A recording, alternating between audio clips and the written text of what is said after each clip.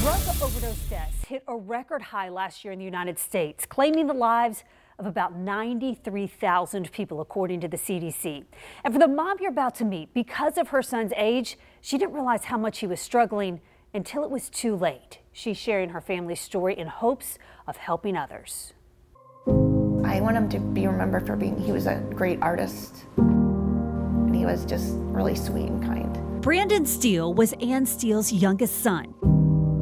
When you say his name, it's like he flashes, but I can see his face. This is probably my favorite one. I think he looks beautiful there. In middle school, she says he started getting depressed and struggled with anxiety. This is a really good one, just shots of him. In high school, she realized how serious it was.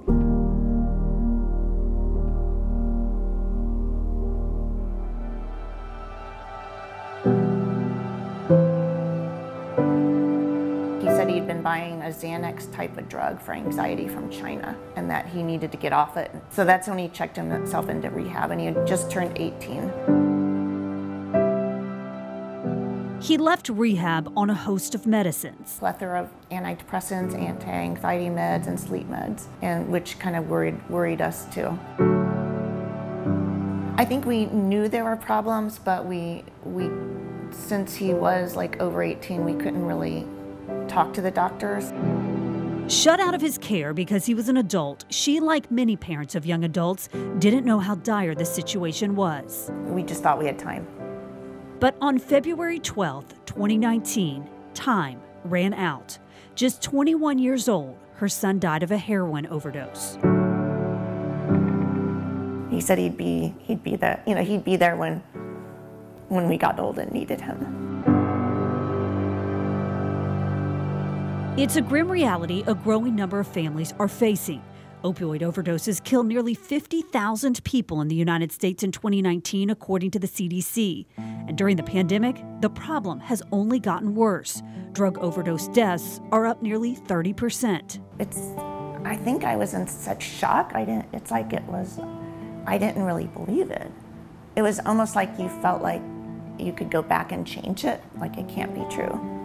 Terry Andrews, administrator of Baptist Behavioral Health in Wolfson Children's Hospital, says she's seen a huge spike in behavioral health emergency admissions, especially among 16 to 26-year-olds. Oh my goodness, we're up by, considering both populations, 200% as compared to pre-COVID. So just amazing numbers. And, people are really struggling right now. To help incorporate parents into their young adults' care, Baptist Health has created a new position called a Dragonfly Care Coordinator, an initiative founded by the mother of 22-year-old Alex Newman, who died of a fentanyl overdose. They act as a conduit to be able to get the patient from point A to point B, help them with appointments, be a coach and a mentor, and also, most importantly, involve the parents in the care.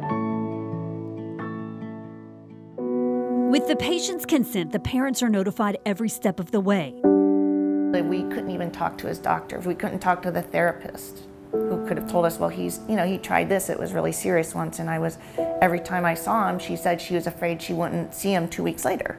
Information Ann Steele wishes she had had. If we had more information, he would be alive.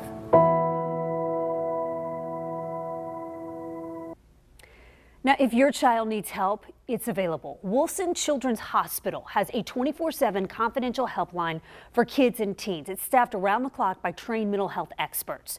You can call 904-202-7900 or text the word LIFE to 741-741.